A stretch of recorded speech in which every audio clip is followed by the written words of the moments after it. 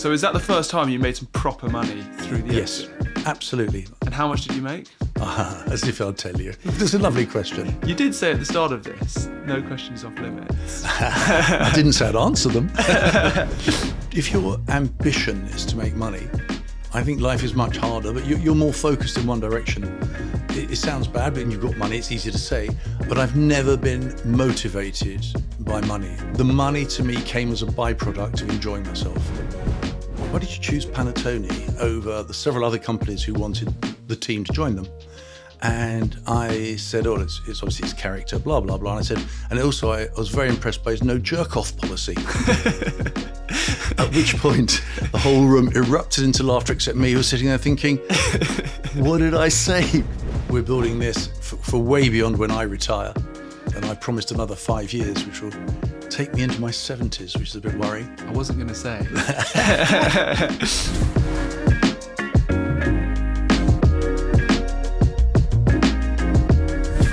Welcome back to another episode of the People Property Place podcast. Today, I am absolutely thrilled and delighted to be sitting down with Ian Worboys.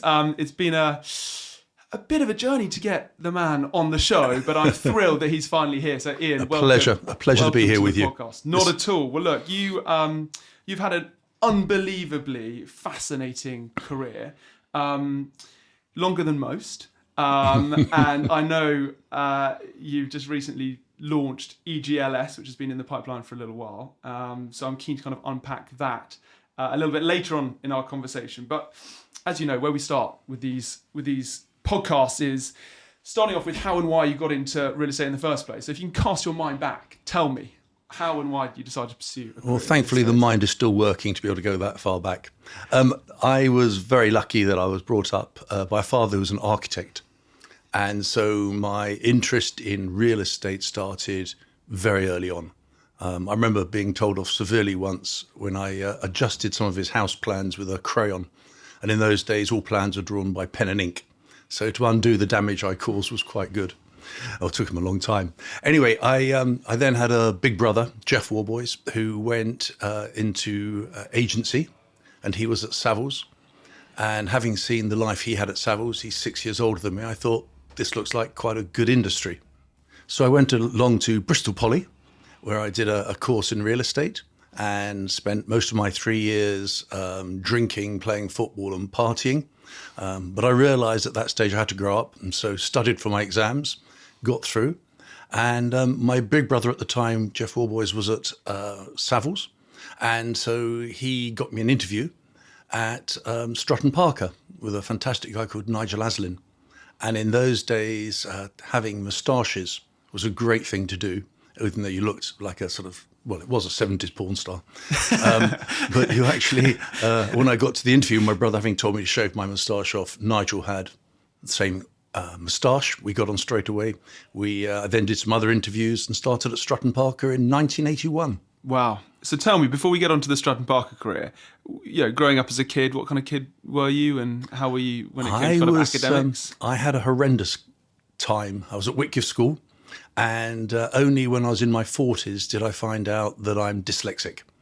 And that was when my son, who was 12 at the time, was diagnosed with dyslexia. And I sat down with the experts, and they were trying to explain to me what my son was like. And they actually described me to a T. Yeah, apples don't fall too far from the tree. Very true. And what it showed me was in all my career, I was in the bottom class, because in those days at Whitgift, when you were set an assignment, you're given 20 points. If you made a spelling mistake, you're deducted 1 point. So you can imagine as a dyslexic, you were fucked from the off. Complete. I was absolutely screwed. And not only that, the punishment for having bad homework was to write your spelling mistakes 20, 50 times. Well, if you can't spell the word science because your brain can't make the word science work, and you're spelling it 50 times, I guarantee you'll make at least 5 errors, even if you look at it 10, 100 times. So I had a pretty poor time till I went to a place called Cambridge Tutors when I was 16. And at 16, they didn't care about spelling. And I went from the bottom of the class to the top of the class.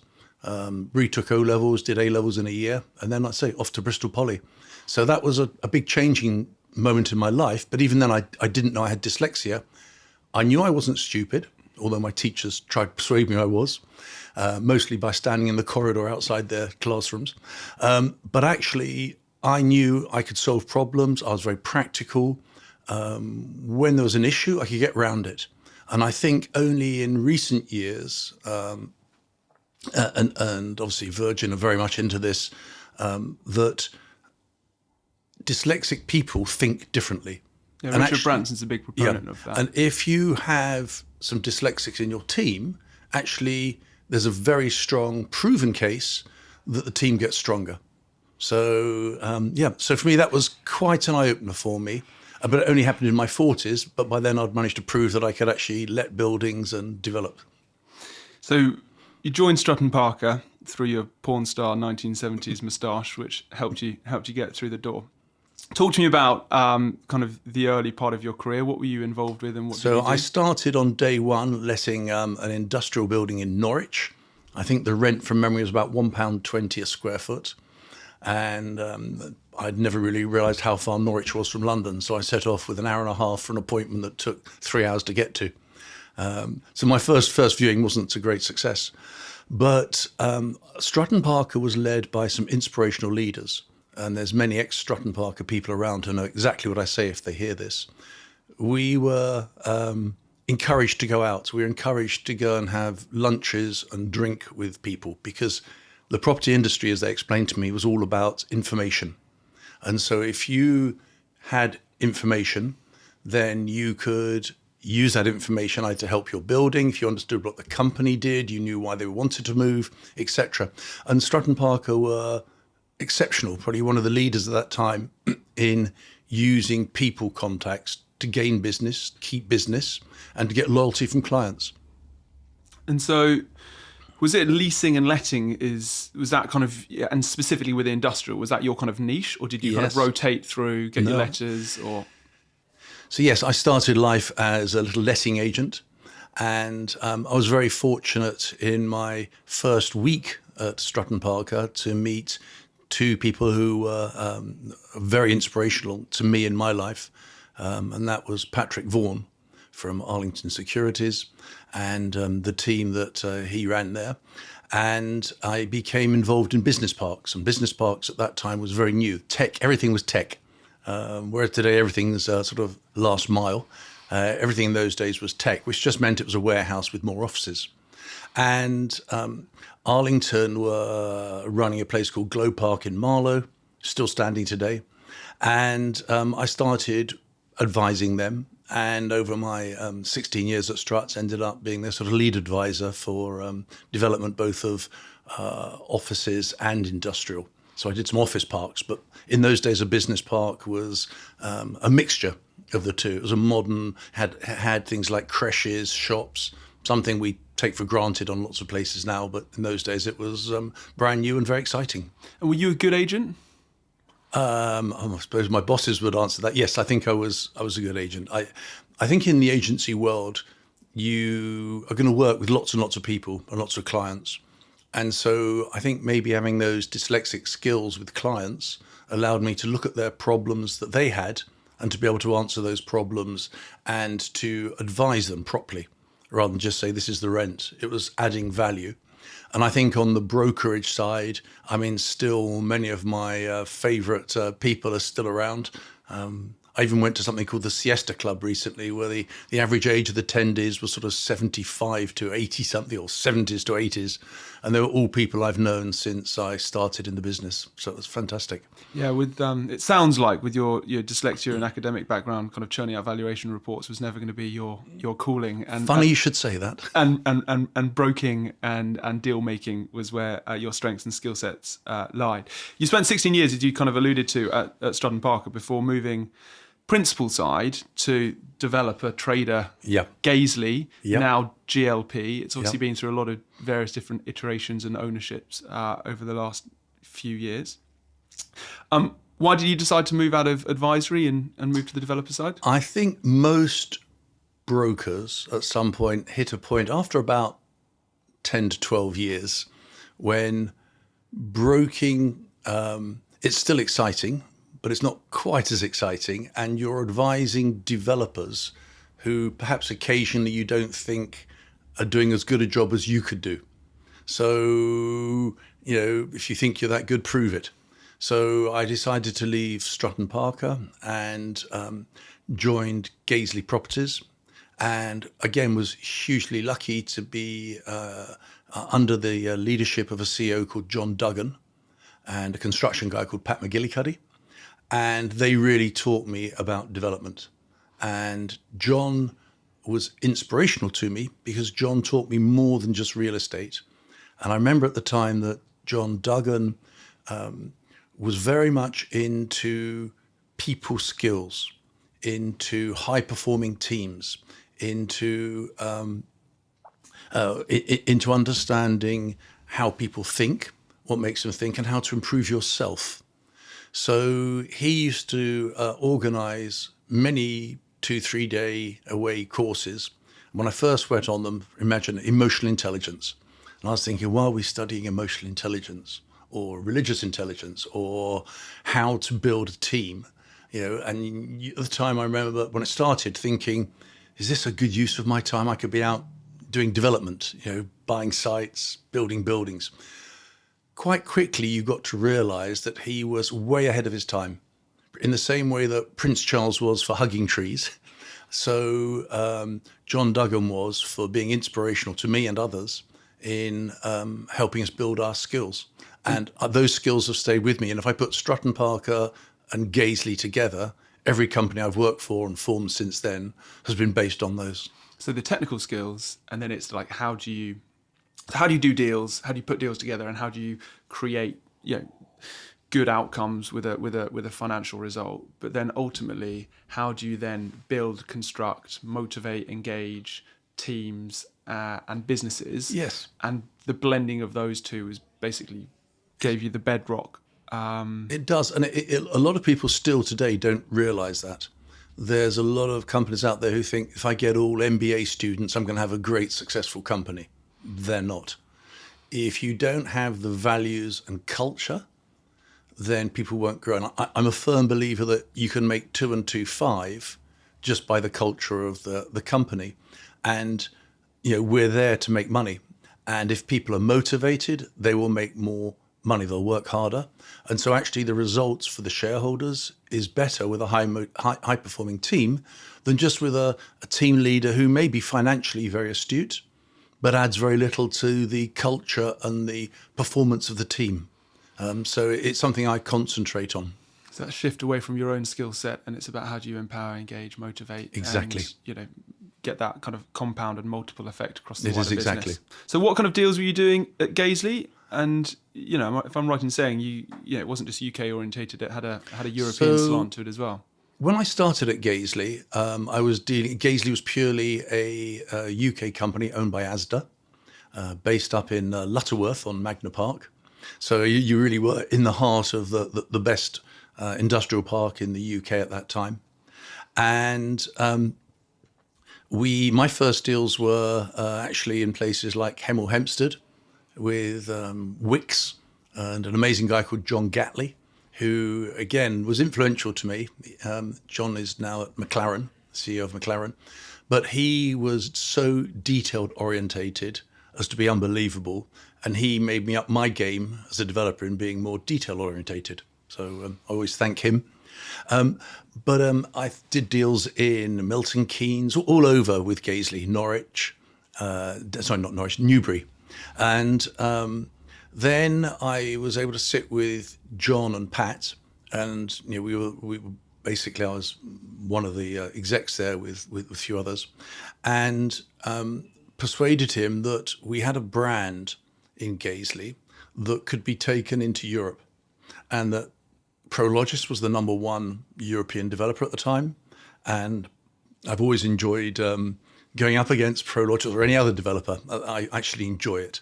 And so Pat and I started looking at Europe, and very quickly realized that the Gaisley brand would go very well right across Europe. And that's how it started. So Prologis kind of proved the kind of Yes. the market or the opportunity, and it was a case of if they're working there, there's no reason why we can't go toe to toe with them. And yes, and I had a very interesting one where a lovely guy called Ronald Hahn, unfortunately now passed away, called me to his Prologis office at Charles de Gaulle Airport, and he had, to this day, the biggest desk I had ever seen. It must have been 6 meters long, with him just sitting behind it like a king. And bless his socks, he called me in and said to me, Ian, you've just reserved a site in Vatry. It was a few hundred hectares I'd reserved at no cost at Vatry Airport, where Prologis had bought a 10-hectare site. And he basically sat there and said, take your tanks off my lawn. In other words, they weren't used to being challenged. And that just drove me on. And actually, the first deal I did on that park was to Norbert d'Entressangle of 60,000 square meters. And I took that straight out of what should have been a Prologis deal. So I was very happy with that. But at the time, developers were buying land. And what we were able to do was to reserve land. So we optioned it, free options.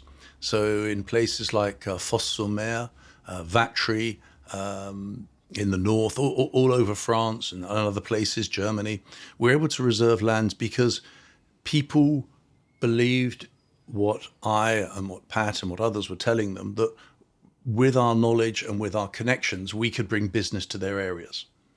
So there was a little place near Beaune, and they've had a site there, been empty for ages. We bought Butte, which is a French furniture company. We brought them to there. And so we were able to have the skills to sell to them. And we started a business in France. I had to learn French. That was another very interesting story. And we then built upon that. And GLP as it is today, Nick Cook, who's the CEO, I remember his first day at Gaisley.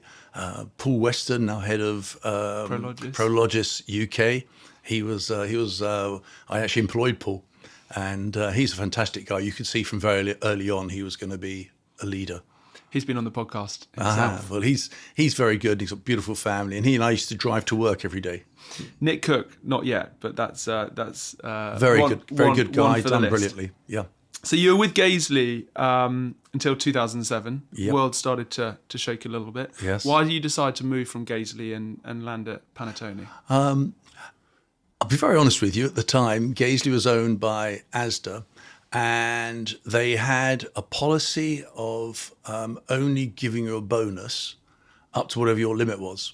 So one year, with one of my colleagues, we made tens of millions of profit, and my bonus at the time was something like 60,000.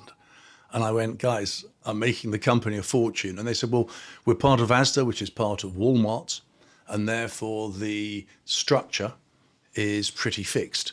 And you can get some shares, but even that they're tied into those.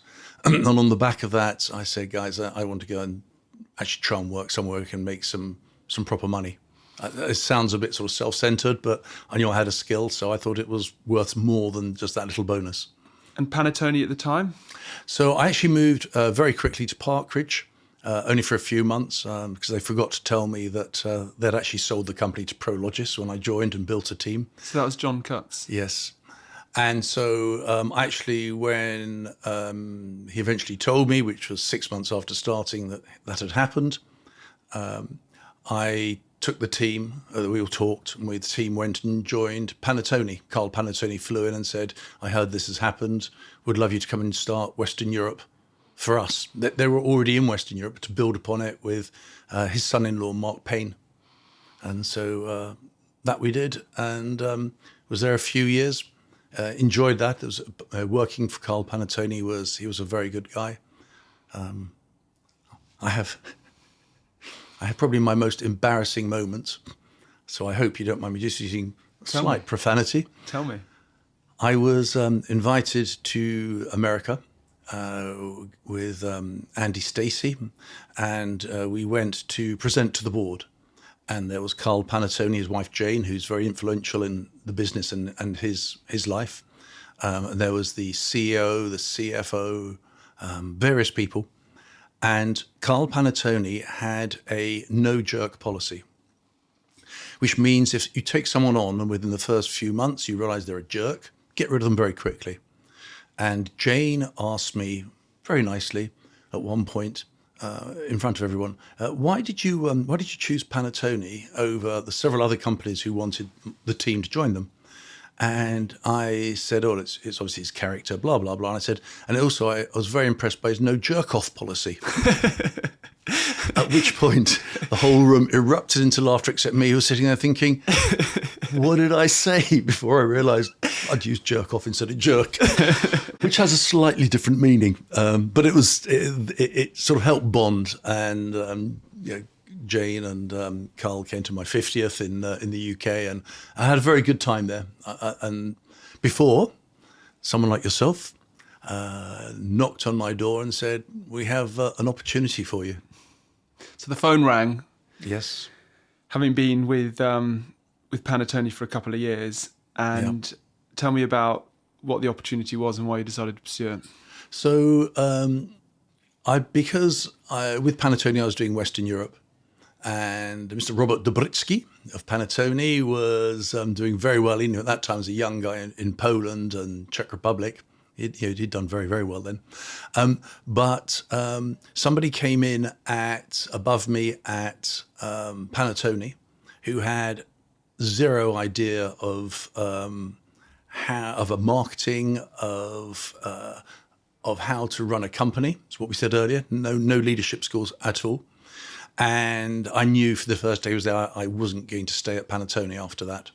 So when I got this call from Headhunter saying there's this company called Arcapita, they've just bought a company from Merrill Lynch for 260 million, based in the Czech Republic, but in Poland and Slovakia in Czech. They wanted to grow across Europe. And so they asked me, would I have an interview? And I came down to Sloane Square and was interviewed by the headhunters, and they said, actually, the client's in 3 floors below us. Do you mind going straight to an interview? Blindsided? So I'm completely unprepared. I did a little bit of research in the sort of 15 minutes I was waiting to see more about Arcapita. They had, in theory, 5.2 billion available to spend, and lots of billions under asset management. So I met Muhammad Al-Bahassan and Martin, a Singaporean guy, and I actually liked them. And they explained they'd bought this company and they wanted to grow it into a European brand. So it was joining a team of 20 people based, say, in Poland, etc., and building from there. And that excited me. The problem I had was that a few years before I'd been divorced, and I'd always promised my children that I would never live more than 20 minutes from where their mother lived. Wherever she moved, I would move within 20 minutes. And so I went through the interview process, eventually went to Poland to meet the Polish team, and I was told was the final interview against one other candidate. And at the end of the day, they admitted there was no other candidate, but they wanted me to join. And I decided I would, but I had to caveat it that I need to talk to my children the next day because I'd be based in Prague. And I rang my children up, and shows the skills of your children, because I think my oldest son said to me, does it pay well? My second son said, thank God for that. I'm chatting up girls at the moment. I don't want you around when I bring girls home. My third son similarly said, if it makes you happy and you're making money, go for it. And my daughter says, you're so embarrassing at times. It'd be good for you to be a bit further away, basically, which is funny now she's also in the industry. And so I took the job, and it was brilliant that I was allowed to form and run the business with Arcapita's support. And it introduced me to the Middle East, because Arcapita are a Bahrain bank, private bank. And we slowly but surely built the business up. And I brought in another inspirational person, George Arzi, as my CFO. And George and I slowly built the business. And it's something that you mentioned earlier, that if senior people and deal makers are not making deals because they've become administrators, the company suffers. So George was able to take on not only the finance but the administration side, and I was able to use my skills to go around Europe, find sites, to build the teams. The first thing I did actually before joining was saying that 2 of the directors I'd met were not fit for purpose, and they were both dismissed before I joined, so I never worked with them. But their attitudes were basically flying around Europe in business class because they were directors, not trying to save money because we didn't need to fly around Europe in business class.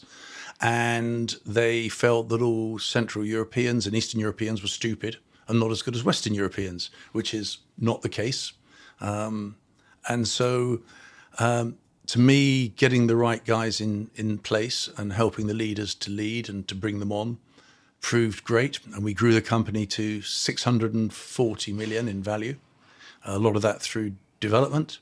And at that point, we tried to do an IPO, which was a fascinating thing to do. If no one's gone through the IPO process, it's about 6 to 8 months of legal work and huge legal bills to make sure that everything you've said and done is okay.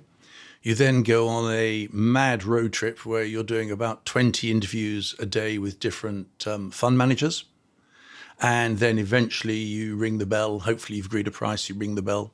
What happened halfway through the process was that our capital went into Chapter 11. Bankruptcy. Which meant they were protected in the States. So the company didn't actually go bankrupt. They were allowed to reform the company, or to reassess what they had.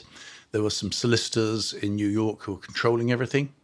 And our advisors at the time said, it's going to make it more difficult to float, but we think the story is very strong. So at the time, there was Segro and Prologis were basically the market. There's space for someone else. And 2 days before we should have been ringing the bell, we realized that the investors wanted 40% discount to value, and the solicitors would only give 25, and so it collapsed 2 days before this, and having spent probably 10 million on fees and advisors, et cetera, et cetera, et cetera. So George and I took the bad news in different ways, and we sort of had a day off to think about things. We came back. We both had the same idea that we should help our capital to sell the business. So we'd spoken to various companies beforehand, and we'd met TPG, Anand Tijani, Christo Nikolic, and Michael Seles. And we had met them on a previous event. We liked them. So we approached them. And so began a process where they bought us from our capital for 640 million.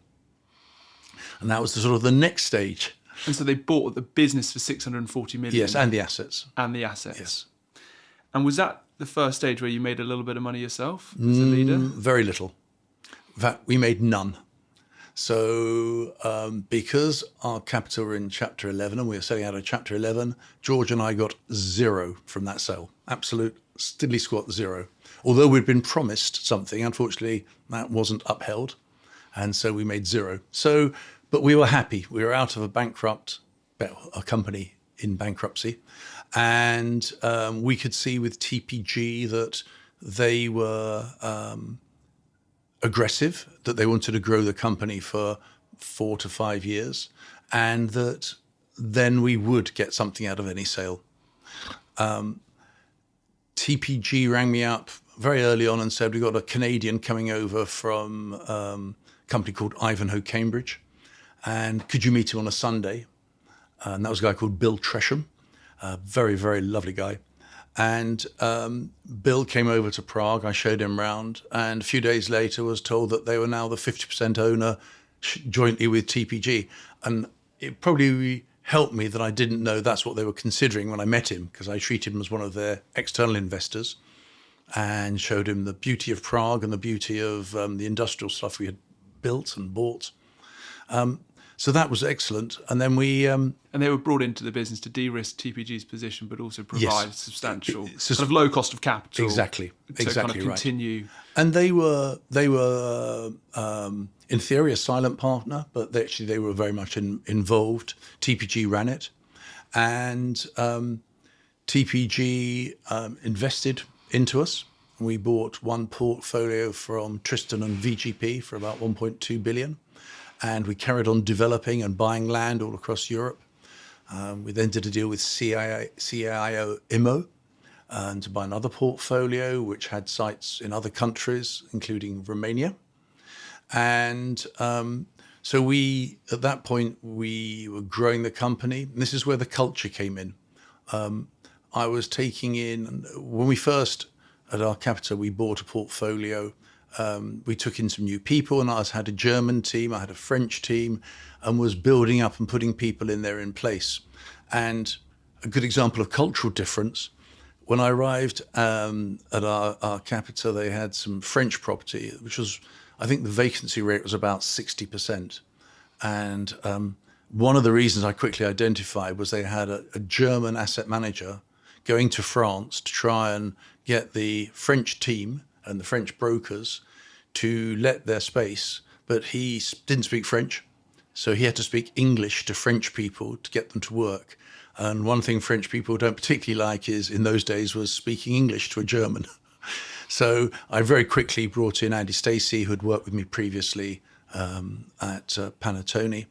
And Andy very quickly turned it around, and that vacancy went down and down and down till we had up in the 90% of occupancy. So again, that was a great example of the skills I'd learnt going all the way back to my Stratton Parker and John Duggan days at Gaisley, the skills I learnt that I was able to bring in. And so was it a case of buying existing assets from more of a kind of an asset management type play and existing portfolios, as well as buying or optioning land and developing kind of new? Was it kind of the full suite, or was it just? It was predominantly development, but as portfolios came up, so we bought them. We didn't buy individual units. We only bought these two big portfolios. That's now changed at P3. We've got a different way of working. But so, yeah, we built up nicely. We built up the team to about, I think it's about 60, 70 people. It was a lot of the fun from Stratton Parker was in there. A lot of the emotional and the softer skills from Gaisley was in the company. And, P3 at that time was growing and was getting stronger and stronger. And then TPG announced that they were going to sell us. And if you remember, there were various portfolios in the market at that time. We were the first to go. And we had a great sale to GIC for 2.4 billion. So we'd watched the company go from 260 from 260 to 650 to 2.4 billion on sales. And at which stage you did have a management incentive? I had a management incentive plan, and yes, I was very nicely rewarded by TPG, and GIC decided to keep us the management team on, because anytime you sell, you could, as a CEO, be taken out the picture. Yeah. And you accept that. And people think CEOs are very safe in their jobs. They're not always safe unless they own the company. So yes, they came in, very nice people, and we started having dealt with the Middle East, the Americans, and the Canadians. Our focus went to the Far East and GIC. And Singapore. So is that the first time you made some proper money through the exit? Yes, absolutely. And how much did you make? As if I'd tell you. That's a lovely question. You did say at the start of this, no questions off limits. I didn't say I'd answer them. No, I mean, we made some substantial sums, and it was enough to secure our futures, both for George and myself. But we also ensured that all the directors, they were taking home some very good money. But that's the model of TPG. Yeah. If I look at the returns they made, it was massive. Yeah. So this is a small percentage of that. Yeah, and that incentivizing people correctly is something that I've made sure I've done with EGLS, which we'll get onto, because the value is the people. There's a brand, and the brand is worth something, but the true value in your income stream is made by your people.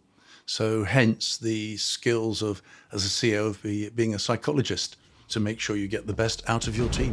Property is a people business, hence the name People Property place. Business has been tough the last couple of years. Get the people aspect wrong, business becomes impossible. Get the people aspect right, it's still hard, but it's manageable, much more enjoyable, and you're much more likely to hit your goals. So if you're looking to add top talent to your team in 2025 and you're open-minded to an alternative approach and you're keen to make business a little less hard, drop me a DM. I'd love to have a conversation with you to see how Rockborn could potentially help you with your human capital requirements. Right, let's get back to the podcast. When did the business rebrand to P3? And does P3 stand for People, Property, Place? Very good. Actually, when I joined, when our capita asked me to join them, the company was called Pinnacle. And Pinnacle at the time were Pinnacle Balls, Pinnacle Windows. And if you search Pinnacle on a web, which had, was still relatively new, actually there wasn't, it didn't come to us. And so quite quickly I realized we had to rebrand, more so because our capita had bought the industrial part of Pinnacle. And Pinnacle was run by a guy called Martin Carr, used to be a brilliant Australian developer. And he ran Pinnacle management shopping centres in the floor below where we were running Pinnacle Industrial. And at the time, my second wife came out to see me in Prague, went into the wrong Pinnacle, said to the receptionist, I'm here to see the CEO. And she said, who is it, please? And she said, his wife. And she said, he's not married. To which my wife had a bit of a horror attack. Maybe I'd been in Prague telling people I wasn't married, till they worked out she was on the wrong floor. And actually, that was the final straw that I said, we have to rebrand. And they had a brand called Point Park Properties, so PPP. And that I actually came up with the logo, and the guy called Peter Becher, and P3 was formed at that time. So Pinnacle became P3, and that's what we built upon. So it wasn't People, Property, Place. I'm sorry for that, really. Matt, I'm so sorry. I'm sure it was in my mind.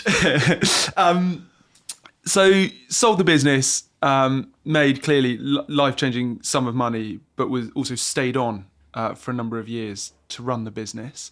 How did you balance that, professional, plan, new ownership, having kind of just secured a bucket load of money as well? Did anything change, or and were you driven by the money? No, I was going to say that I think that's what the difference is. If your ambition is to make money, I think life is much harder, but you're more focused in one direction.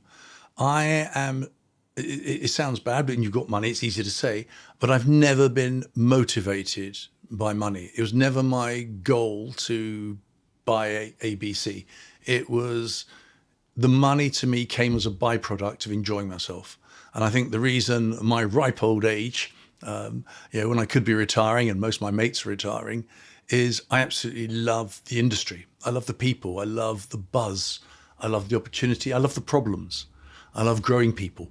And I think that if you do that, then had I not made the money, I'd have stayed on at P3 because I was enjoying it. Making the money was a byproduct of, to me, being happy at work. Yeah. And in most of my jobs, I've been very happy in what I do and enjoyed the challenges. And when I speak to young people, I say, look, you may make money, you may not make money, but this industry will always provide for you. You'll always make enough money to live on and have a good life compared to a lot of people. I had a mother and father who made me earn my money when I was a student. So I worked as a dishwasher at Gatwick Airport. I cut grass for Surrey County Council. I cleaned cars. I've done so many different jobs, security guard. So you know the value of money? I believe the value of money, and one of my, again, I go back, that made me think of something that was life-changing to me. I was working for Redland Roof Tiles as a 17-year-old. And at Redland Roof Tiles, I went in there and they made the aluminium casts. Excuse me. They made the aluminium casts that are then used to, the clay goes on, concrete goes on top of them. That's how you make the tiles that go on the roofs.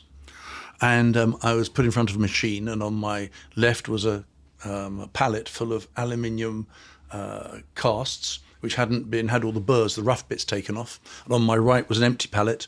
And you put these things into a machine 2 at a time. You close the cage, you took them out, you put them on the pallet, and that was the job. And so being 17 and very keen, I thought, I wonder how fast I can do this. And so I thought about it as I did my first. What if I do this and have them ready there and do this? So I did the first pallets in quite impressive time. In my mind, when I looked around me at all the other people who had sort of done 8, 10 tiles and I'd done 40, 50, when I got a little tap on the shoulder, and it was the foreman saying, young lad, he said, Ginger, because I was a bright ginger. He said, Ginger, he said, very impressed with how fast you can do that. He said, but tell me, what are you doing in a few weeks' time? And I went, I'll be back at university. He said, yeah, we won't. He said, we're here. Can I suggest you do 1 pallet in the morning and 1 pallet in the afternoon, and then you'll have a lovely time here. And he said it in such a nice way. He wasn't threatening or anything.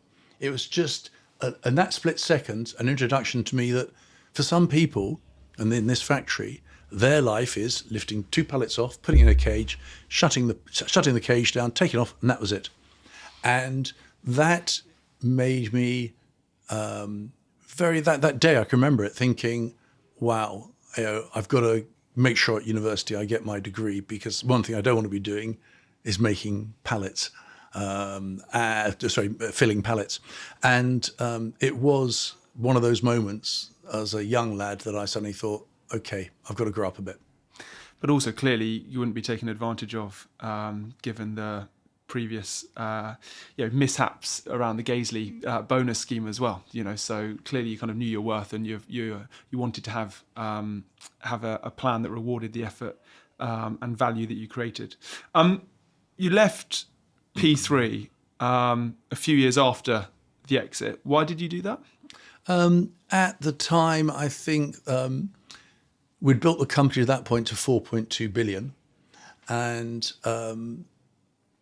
GIC felt that they wanted someone who was more financially orientated as the CEO, because they felt they were going to be selling in a couple of years' time or doing something, maybe bringing another investor in. And so at the time, there was 2 things happened at the same time. I had a little bit of fallout with somebody at GIC, and at the same time, they said they were thinking about bringing other people in. And so I said, well, let's call it a day. I probably would have stayed had it not been for the fallout, but that happens in life. Again, I say CEOs are never in a job forever, and I've been there, 11 years. So it was an opportunity. They looked after me very well. I mean, I had a tremendous time with GIC. There was a guy in charge called Kok Sung, and Kok Sung looked after me very well. And I left on very good terms. It was a shock to the team. And they brought in the chairman of the board at that point, became the CEO. And I moved on. What did you do, having kind of left P3? I actually moved to Monaco for a year and a half to chill. I had to basically, it was a year's non-compete, and I had to do 6 months when I was sort of doubling up as helping the CEO, but he didn't want me around. So it was basically 18 months gardening leave. And I had a payment from them that if I lived there, then I would be able to offset some of the taxes. And I love boats, I love the area. So I decided that I'd go and chill down there. And buy a yacht? Buy a yacht. And fully embrace the culture. Lifestyle. And it was a very enjoyable relaxation time. I hadn't had any time off properly in all my career to that point. So it was nice to have a time off. But very quickly I realized I didn't want to retire, and I wanted to get back to work as fast as I could. So you'd made enough money to retire? I don't know. Yeah, probably. Probably. Yes. Yeah. As But you really, I was staying in touch with the market, but I wasn't, in my non-compete, I wasn't allowed to do anything in Europe in real estate. I couldn't even buy or sell a house. And so actually through an Indian guy I'd met before, he asked me if I'd go and advise Wellspun One, which is India's biggest warehouse developer, owned by a company called Wellspun. So actually I was able to go to India and just help advise him a bit and try and find some investors for him in India. So you take the skills from what Yes. what you'd learned throughout your Yes. career, and then just apply that to kind of more of an emerging market. It was fascinating to see the Indian market, and I never went in there, but it's in the sense of started a business there. But it's the size and scale of India, and the opportunity is massive. And Anshul Singhal, who's the CEO there, still there, has set up an amazing business, and it's still growing. I spoke to a CEO who's been on gardening leave recently, who said there's a reason why summer holidays are only 2 weeks. I like that phrase. Maybe 3. Maybe 3 weeks. But, 18 months for you, having gone go, go, go, go, go for such a long period of time must have been a real challenge. It was, but equally, I was able to look at investing some of my my money into startup companies. And so I invested into several companies, and actually in that year was doing it. And secondly, this is going to be strange for some people know this, but many don't. As a dyslexic, my hobby is writing. And so I write books. Children's books? Both. Both? So... you've got Monkey Crush, Frog Crush. Yeah, exactly. Crab Crush. That sort of takes me back to a very tragic time of my life. I had a lovely, beautiful son called Robbie Worboys, who was also in the industry. And unfortunately, at the age of 26, his heart switched off in the night and he died. And so Robbie was, that was a big shock to me, as you can imagine, and to my poor wife, Gina. And it took us a while to get over that. But when my children were small, I used to write poetry for them on holiday, just for a giggle. There are some very famous poems in our family, some which I can't repeat. But I wrote the Crush series books, 3 of them at that time. And one of the things Robbie always said to me was that I should publish them. And I'd never published them. And after he died, I did a bucket list of things I should have done when Robbie was alive that I didn't. And I spoke to his brothers and sisters. And as I say, Robbie was working at Cushman's in Scotland at the time. And so it's being in the industry, it showed me what a great industry we are, because the support I got from the industry was magical. But I got the books out, I polished them up, and I met a lovely lady called Silke Diel. And there's a guy who at the time was in P3 running Germany called Jürgen Diel. And Jürgen introduced me to his wife and said, look, she's always wanted to be an illustrator. She's an interior architect. So we met, she did some sketches, and she illustrated all 5 books. And by the way, they're available on www.thecrushseries.com. And I believe a portion of the sales goes to the charity or the Robbie Orby Foundation. That you and that we use, we use that to help younger people where we can. And if people have any charities, we only give small amounts away, so we don't make much on it. It's not a money-making thing, publishing books. But there is always a little bit there if people have special causes that they feel something needs a bit for. And part of that we gave to the American football team that Robbie played for in Scotland. So did that happen when you were at P3? That happened at P3.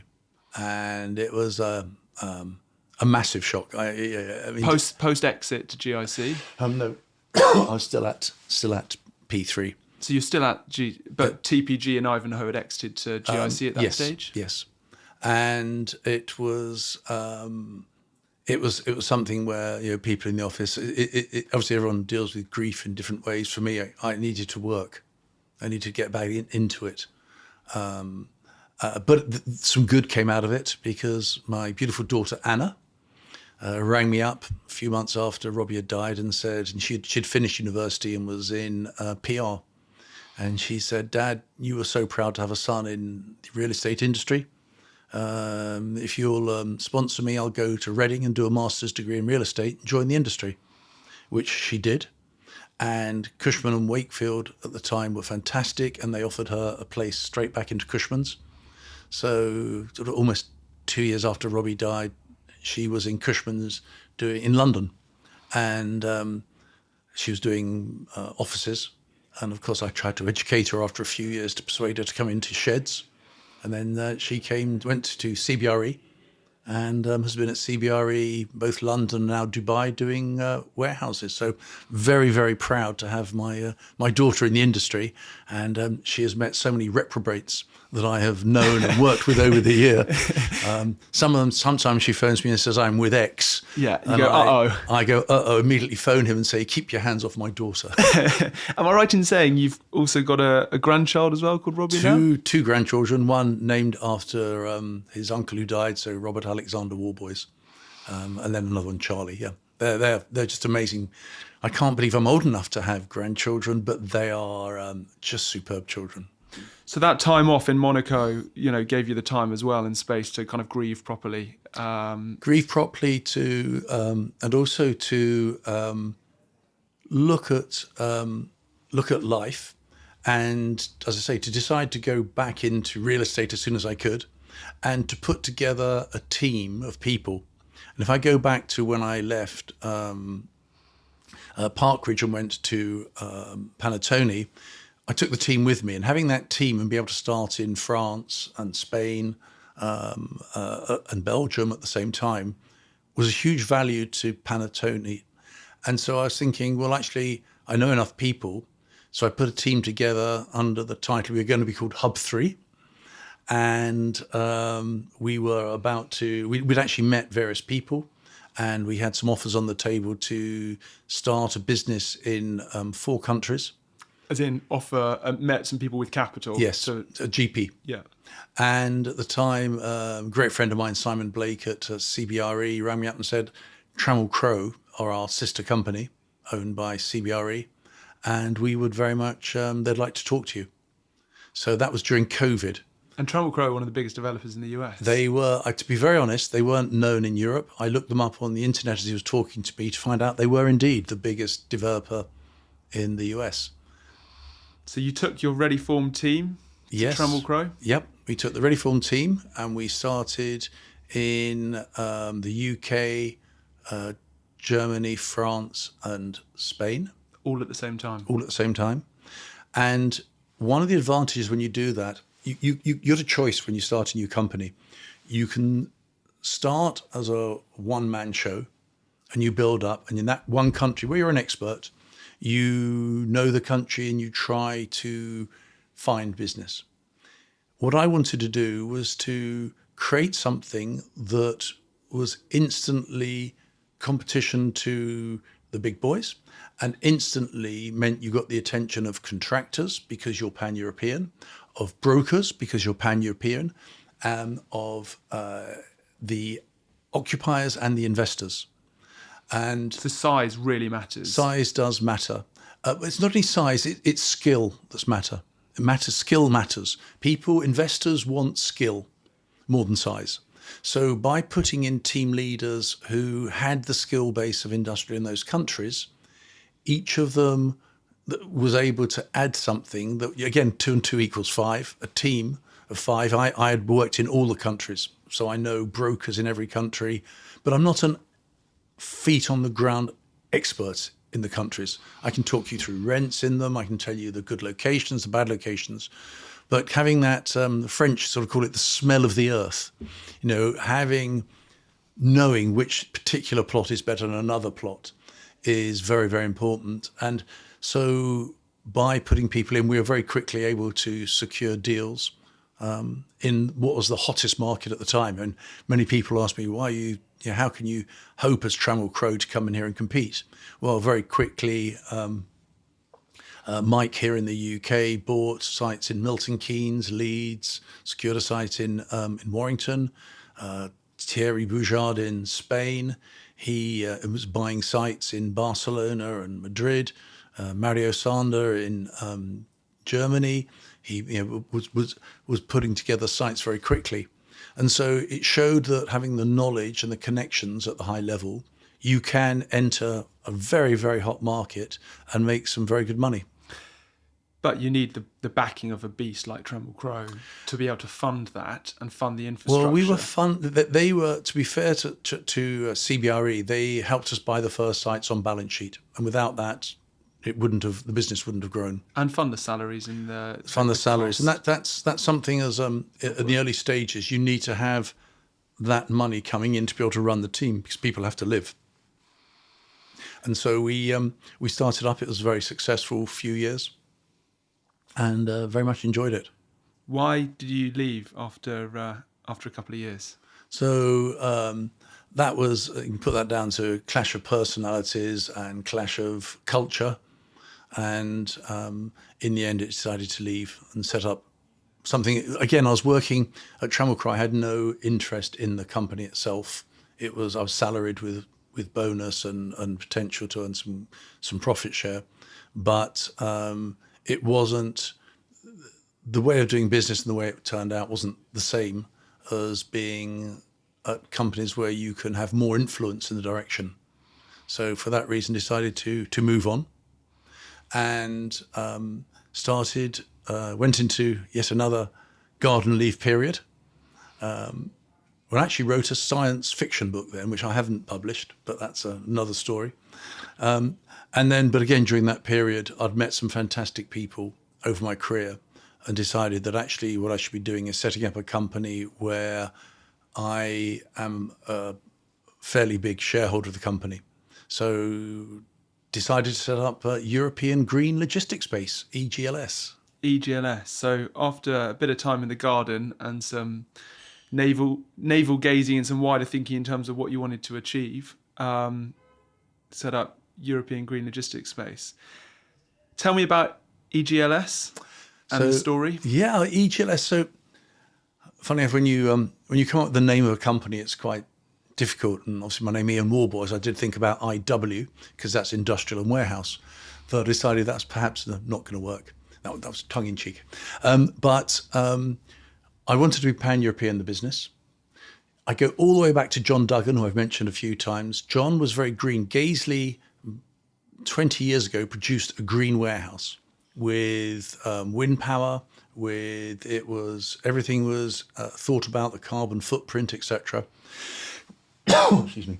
And when they looked at the carbon footprint, it was fantastic. The building stood empty for 3 years because no one at the time would pay for all the green features. Yeah, quite. But roll on 20 years, the market's changed. The world now realizes we have to change if we're going to save the world. And so I wanted the new company to be focused on being green. So it was European, it was green. And what area was I going to deal in? Logistics space. So EGLS was the name. It's what it says on the tin. That's what we do. We're European. We try and we're both a developer and asset manager. And we had EGLS was formed. And I did it together with two founders, Glenn Loney, who's finance background, and Amos Cheer, who comes from the investment side of things. And just sort of pausing there for a second, in all my career, I've always tried to bring in people who are more intelligent than me, and which isn't difficult, and also who have the skills I don't have. So with Glenn and Amos, I have the skill base that I'm missing for myself. So Amos previously worked at Delin, Eurostar, and then Crossbay. Yes. So he's kind of acquisitions and he's a CIO. CIO. Yep. And then Glenn is more. Glenn is the finance and COO. He sort of does two finance things. And COO. Yeah, he's CFO and COO. Yeah, and then your skill set is. And my skill set is putting the teams together, is finding the opportunities, and working the market. That's my skill base, and motivating the teams to outperform their own ability. And so the three of us put it together. We then quite quickly realised that we needed a GP support. Because I spoke to the country heads. Mario had worked for me, as I said, at Tremble Crow. A lady called Dominika in Prague had worked with me at Tremble Crow. She's now the head there. Patrick Rebel, who heads up France, worked with me at P3 Logistic Parks. We're about to take on some people in Spain I've known for many years. Talking to some Italians, the same thing. And in the UK, Phil Sutton. And Phil and I were brokers 35 years ago. So I've known him for many, many years. So I put together a team that was experienced, quite grey-haired at the top. So the same idea that you had for Trumbull Crowe in terms of Exactly. pan-European size, scale, and it's important to be able to hit all markets at the same time. Yes, with skilled people. With skilled people. That kind of genesis of an idea still rang true, and that was still your belief in terms of launching a business. But in order to warehouse that, pardon the pun, you needed to bring in some GP capital to help fund it. Because, exactly right. Yes, you had means, as did your other founders, but you can't bankroll 20 people's salaries for... No, we did bankroll some of the salaries and spent a huge amount of our money for about a year when we weren't... most people hadn't started work with us, but they were in the background. They knew they were going to come and work for us. But some people, some more analysts, we did have to take on and we had to pay them. And so we used eStill, and we approached Eric Janssen and Alison Abbey, and they agreed to help us try and raise some GP money and LP money. But this was going back a year and a half, 2 years ago. I mean, we couldn't have chosen a worse time to try and raise that money. So you appointed Alison and Eric at eStill to lead a capital raising process. What were you looking for? Obviously, GP capital and LP capital. What were you looking for in a partner, and how did that process run? Because the timing, as you touched on, was horrendous. Eric, not Erica, although he does look a bit of an Erica at times. No, he doesn't. Basically, I mean, eStill have an amazing access to GPs and LPs or funds across the world. And so together with them, we were looking for someone who, first of all, understood the story and could see the advantages of being pan-European on day one rather than just one country. So it's a lot easier for a GP to say, okay, we'll support this one person in this country. They're an expert. We'll do this. And a GP, you mean, as in take a stake in the GP? They would own part of and provide company. Working capital to Yes. kind of fund it, and then Exactly. the LP is more the capital. LP to is do the more deals. the money that we actually invest on their behalf. Yeah. So the GP money we were looking for had to understand the way in which we wanted to grow the business, the way we wanted to work. They had to believe that we have a skill base, that people have the right skills. And so we met, I don't know, maybe 20 companies, and some of them didn't get it at all. You know, why do you want to be pan-European? Why don't you just start in, you live in the Czech Republic, start there. Well, if they understood the Czech market, it's too small to start there. It's a great market, but you wouldn't do it as a one-off. Quite a few of them, though, got it. And some said, if we could invest in the GP, we would. But at this stage where the market is, we can't. Others said, we would like to invest. We have one who said, we want 80% of the company. And we said, thank you very much. Great money, but 80% is too much for us to sell. And so we sort of started getting things moving with 2 or 3 companies. One started up and then died. They had a change of leadership at the top of that company, nothing to do with us. And he just wanted to review everything. And eventually we had an introduction made to us to Camco. And Camco is a Q80 listed company. Camco are run in Europe by Hassan Farhan. And Hassan met with us and explained that they had an ambition. They already had some offices in the UK and Europe, an ambition to become a partner in a company such as EGLS, and that they would provide the funds. So over a period of time, we negotiated a deal that was acceptable. We sold a majority share, but we still own a substantial share of the company. And so the 3 founders own that share.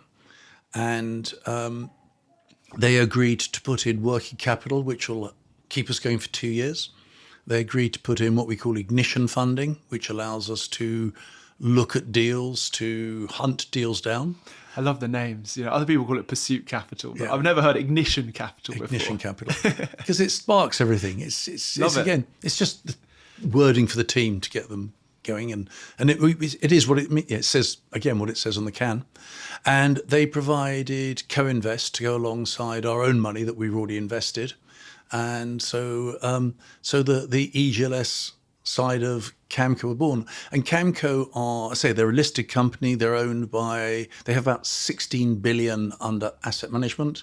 They're owned by Kipco, which is another Kuwaiti listed company, which is into banking and services. And that in turn is partially owned by the royal family of the in Kuwait. So they've got substantial balance sheets, substantial distribution, yes, exactly, substantial and presence. Very importantly, because we met different people, the people at Camco were a very good match for us. From Faisal, their CEO, through to Mohamed, Ziad, Hassan, Layla, the whole team there, Faye. When we met them, they're very different to some of the Middle East people I've worked with in the past, and they're humble, which I hope we are, but they're business people, and they've negotiated hard, and we won some arguments and we lost some arguments, but at the end of the day, we came up with something which will allow the company to grow, and we're only I think January the 24th was the actual signing day. So we're not that far on as we sit here on April the 10th, but it's been a very good journey, and they're very supportive, and we're now looking at things at maybe raising equity with them. We're looking at various deals right across Europe. We've got land under option in several companies. We've got development deals where we've got unique positions. So it's been the start is very, very good, but quite tiring. I mean, I've been on the road with Amos for, almost since the beginning of February. Last year. This year. Sorry. Yeah. But you've been kind of working on it for a year. For a little while as well. Yes, for a year we've been working on it. Yeah, which is about the time that I've been trying to get you on the podcast as well. It was about that time, to be honest. And I apologise for taking so long. But I have to get into the country first of all. Yeah, you have to get in, and also it's much more exciting to talk about things when you've actually got done some deals and squared away that kind of capital too. So Camco come into the business, own a majority stake, give you some kind of working capital to fund it for the next couple of years, but also some ignition capital to go and pursue deals, option deals, and pay for the fees along the way, but then also provide a line to kind of co-invest. And then the plan is through their network and maybe through other relationships that you have, is bring in other LPs to kind of fund. Yes, I mean, the company EGLS is there we have sort of three categories to what we do. EGLS, if you imagine a box with all the skill base in, is a developer. It can buy investments, and so we developed green. So whether it's BREEAM or whatever the local top certification level is, we can do, and so that's one of ours areas. The second column is to buy standing investments that were maybe built in the 2000, that area, sort of maybe early 2000s, late 90s.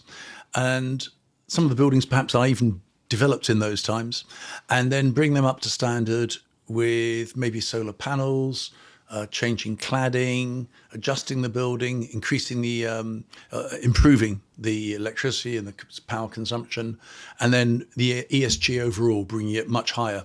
And we believe by doing that, we can get slightly higher rents and we can get yield compression, which pays for making the buildings greener.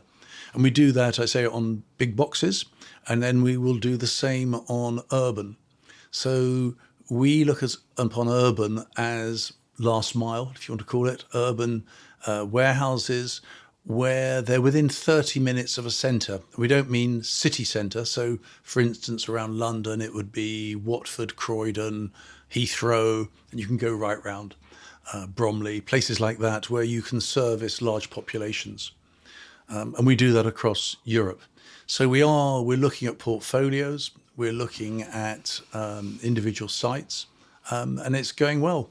And at the same time, we're trying to find 2 or 3 other LPs to work with, and we want to create segregated accounts below that box that has all the skills, so that an LP can come in and we can invest for them.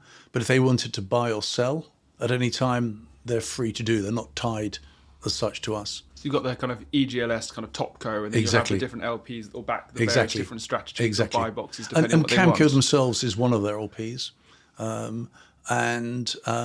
We're talking to someone who wants to be one of the LPs for Central Europe. We are in Poland, Czech Republic, and Slovakia.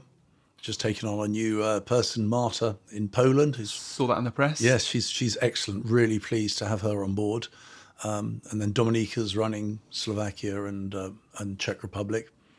And then we got the team everywhere. And one of the things I've done is to say to the team leaders, you should find one person to work with, because each country is quite large. It's hard to do Germany or France with one person.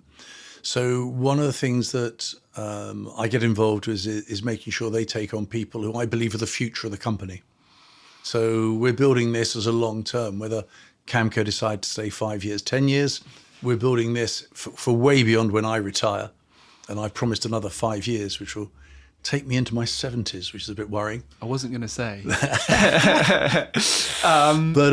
I think that having everything, this is the EGLS is the culmination of all the skills that I've learnt in my 44 years in the industry. And it's a real pleasure to see the teams. One of our guys was 26 yesterday, made me feel just a tad old. And we went to the pub just around the corner from where we're doing this interview, and had bangers and mash and beer. And that's what this industry is about. It's going back to the basics. There's lots of posh restaurants around, but back for bangers and mash and beer, you've got your feet back on the ground. And that's what I want. You sound like a shed developer, Ian. Maybe, yeah. Sheds has been my life, and I've absolutely loved it. Well, you've had a fascinating career, and I can see how EGLS is the culmination of all the skills, experience, the highs, the lows of your illustrious career to date. And you've got bags of energy, bags of vision, and to raise a substantial amount of kind of capital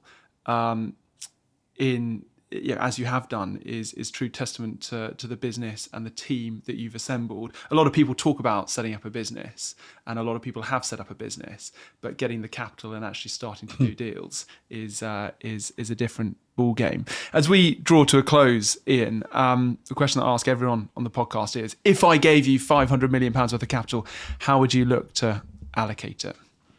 For me, quite obviously, sheds. On a pan-European basis. Yes, I think that I would put quite a bit of that into land if I could, because the one thing across Europe that they're not producing any more of is land, and restrictions in places like Germany. There's only an allocation of new land being released each year. In Czech Republic, they've suddenly said you can't develop any grade 1 or grade 2 agricultural lands in 4 grades. So the amount of land that's available is less. And I think, again, for us as a company, we take brown to green if we can buy older properties. So no, I would be buying land across Europe. I think that the current market we're in, where you've got Mr. Trump making such ridiculous, laughable decisions that are affecting the world and destabilizing the world, I think Europe's going to become much stronger as a group. And I think the UK needs to align itself with Europe more and more, even though Brexit happened, which personally I think was a disaster. So I think for me, my 500 million would be in Europe, in sheds. And if you couldn't have European sheds, what would it be? Oh, that's a good question. If I couldn't do European sheds, I still think there's in Europe, there's an aging population. And my dear old mum passed away last year, but she was in an amazing signature home. And if I look across Europe, the care for the amount of care for beds for older people is not there. I think that's going to be quite a growing market. It's already very established in the US and here, but I think across Europe that's going to grow. So I think I'll be doing a bit of that. I also think that a lot of office buildings are in amazing locations and could therefore be turned into student accommodation or residential. So I don't know, I'd play outside. If I had to, I'd enjoy it. I'd probably set up a new company doing that sort of things. I wouldn't put it past you, Ian. Well, look, thank you so much for joining me on the podcast today. It's a pleasure, real pleasure. Thank you for having me. Thank you for being so open and honest and, no questions off limits. So really appreciate it. My pleasure. And excited Thank you to so see much. what you and the team go on to do. Fantastic. Thank you. Hey, quick one from me. If you enjoyed this conversation, do me a favour and share it with a friend or colleague that you think would get value from this conversation. It would mean the world and help grow the People Property Place podcast. Thank you so much.